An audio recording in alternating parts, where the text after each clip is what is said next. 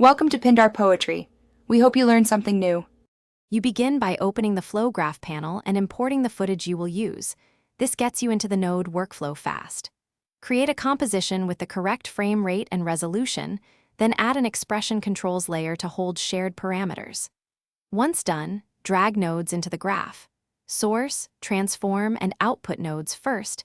Connect them to establish signal flow so you can preview early. This early wiring saves time and prevents scrambling later when you refine timing and effects. Now you focus on building complexity while keeping clarity. Connect transform, color, and effect nodes in sequence, and label links so you know which channel carries alpha versus color. Precompose heavy sections, group related nodes into folders, and add markers for scene beats. This keeps the graph navigable. Use expressions to automate parameters. This reduces manual keyframes and enable local caching so previews play smoothly. Once the middle stage feels coherent, scrub and tweak timing until the motion reads correctly and matches your edit. To finish, validate your final outputs.